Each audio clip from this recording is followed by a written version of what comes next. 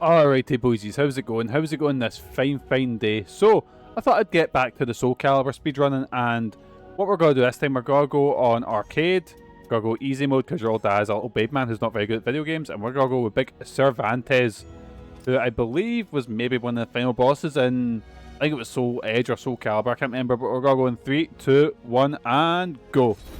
I remember unlocking him for the first time in Soul Calibur 2 and he blew my mind because he had a fucking gun. I was like, this cunt's like, everyone else is fighting with mad sticks and swords and this cunt's whipping a bit with a gun. See, I meant to choose a costume that was a bit more piratey, but I think that was 3 instead of 4. Let's see just how strong I am. Yeah, it's not my favourite costume of his. I prefer his mad, like when he's like the grey dread pirate sort of look. Hence why, you know, I've got Elaine Marley from Secret Monkey Island on the body pillow. Anyway, time to scalp Voldo. Right, here we go, we're good. I can't remember how to do the gun shot. It's been a wee while since I've played this character, especially only played them in like Soul Calibur 4 onwards, I think. Was he in like... Oh, I fired a shot off. Oh yeah, I forget. I should just try and get him close to the edge and then just do this. I realised I should actually be trying to do a better time instead of just fucking about. But anyway,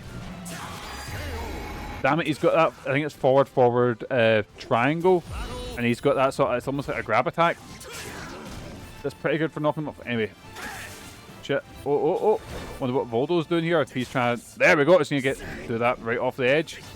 And it blew my mind being able to like knock someone off the edge. Because I played this around the same time, or I played Soul Calibur 2 around the same time I played like Tekken 4, and I was like, wow, I can interact with the environments, that's amazing. Actually, I'm talking shit, the first game I remember seeing that you could do that with was, what'd you call it? I think it was Dead or Alive. What one came out in the PS2 around the launch era? I think it was that. And you would do the stage transitions, that blew my mind. Anyway, Sophia, here we go. Let's get her fucking scalped. As the big evil pirate man. Right, up. Nope. Try to do the grab attack that he does when he... I can't remember how... Actually, I probably need to move over a little bit if I'm trying to knock her out. Unless I can pop... Actually, no, I can probably just kill her this round. Or she's got to kick my arse, which isn't preferable. Right, here we go, I just need to get her. I just need to do this right next to the edge. Oh, there we go. Oh, is that not a knockout move anymore? I used to always do that in Soul Calibur 2.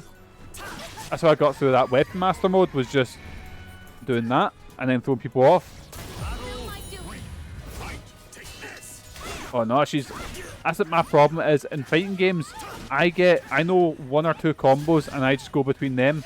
So if you know how to counter that one combo, I am absolutely fucked.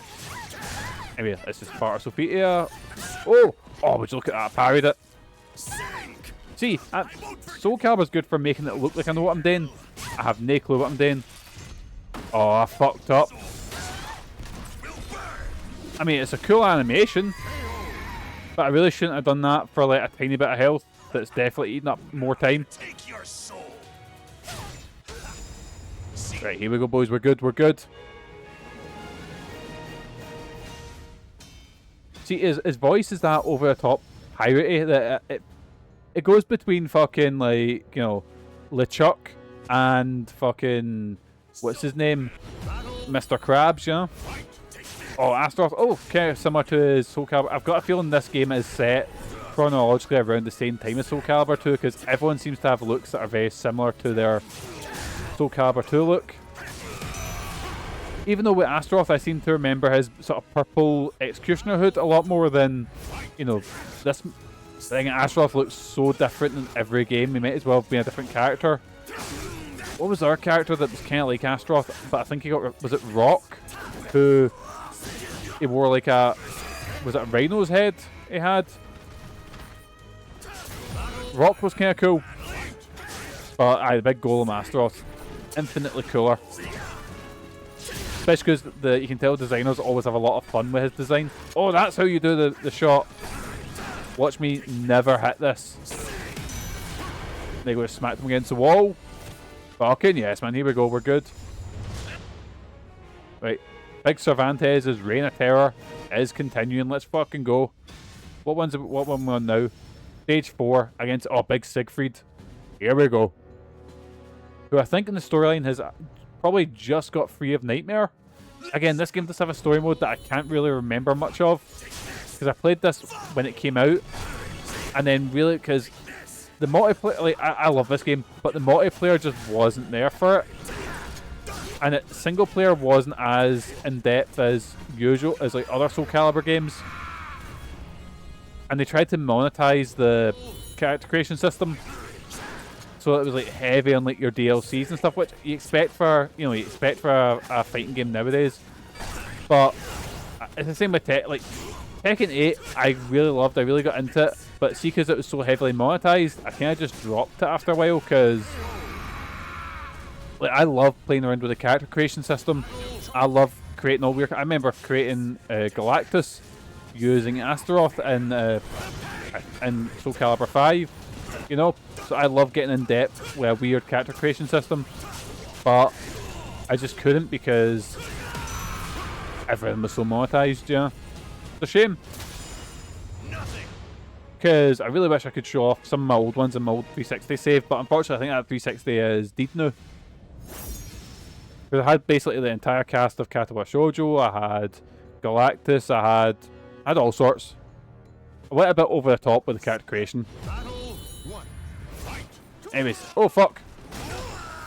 Right, here we go. And I can tell you the exact time I uninstalled Tekken 8 on the PS5 is when... Oh, I thought I was going to chuck him off again. There we go. Is when I turned it on and I was like, right, boys, let's play a bit of this after the Eddie update. And it was like, oh, look, a battle pass. And I was like, absolutely not. Fuck that.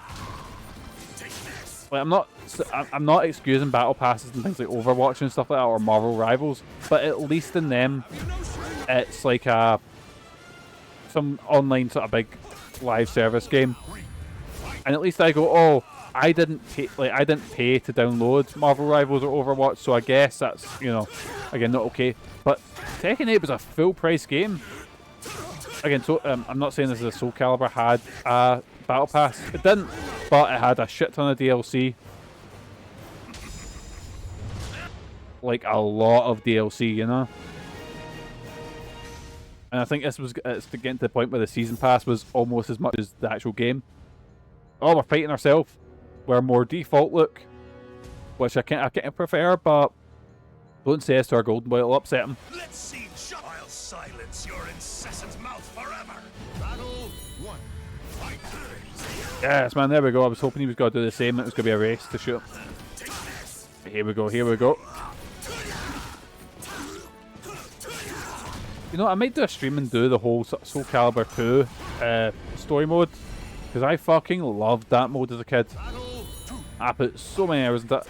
But then again, I talked a lot about that in my last video, so I'm not going to, you know, mention it too much, otherwise every Soul Calibur speedrun I do is going to be me going, I fucking love Soul Calibur 2, boysies. Did I mention I like the weird story mode that you had in that? Shit, I meant to do an arm move there. He still knocked him off. Right, we've got, what, 2 rounds left? Oh, not 2 rounds, 2 fights left after this. We can just keep the pressure on him. I can try and knock him out. Oh, here we go. Yes, man. There we go. There we go. Fucking yes, man. So basically, just try and like knock him back and then stab and then throw him off. Cool. Right, got you. Right, Setsuka. Here we go. Another, like, I think she was in our secret character, or not secret. Yeah, unlocked her in Soul Calibur 2, but I remember she blew my mind as well. Like her and Cervantes. I was like, oh my fucking god, these ones are so cool. And I think you got Sophia as well. And I remember in Soul Calibur 2 they always had like, there was like extra slots, but they were never used. So I remember thinking they were for like Lizard Man and shit like that. I remember thinking like, oh fuck, how do I unlock like Lizard Man, or how do I unlock, you know, Bandit, you know, the random characters you fought in the Dory mode. But I love Setsuka's design, considering she's like, everyone else is cutting a bit with swords, and she's got that sort of umbrella sword. I feel like those in Glasgow, like I remember always hearing about like the walking stick swords you used to get, and you used to see them in museums and shit like that. But it really reminded me of them, you know. Anyway, that's Setsuka dealt with. Right, is this the last one? Stage 8 should be the last one. Here we go. Serpentine Banquet, Nightmare. I guess Nightmare is kind of the final boss first instead of like Inferno or whatever. I mean, it makes sense that Nightmare is the final boss. It is basically just a manifestation of Soul Edge that's possessed someone. And I think I did like it in... Oh, fuck. What? I think other Soul Calibur games, everyone else had a form of Soul Calibur or Soul Edge. Because I think Cervantes here, I think he was actually the host. I think he was the boss in Soul Calibur or Soul Edge. I can't remember which one. So it must have been cool in like Soul Calibur 2 when you unlock him. You're like, fuck, it's kind of like when you could play Heihachi in Tekken 2, you know?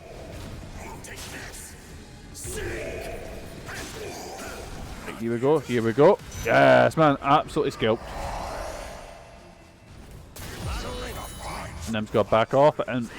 Fuck, he dodged. Blast him again. Oh, here we go. We have... Yes, man, there we go.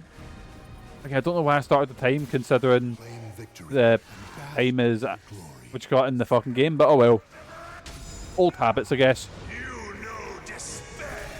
So there we go. Big, lovely Cervantes. Look at his abs, fucking hell. Oh yeah, big Cervantes here. I believe is Ivy's father, or something like that. The storyline in Soul Calibur is mental.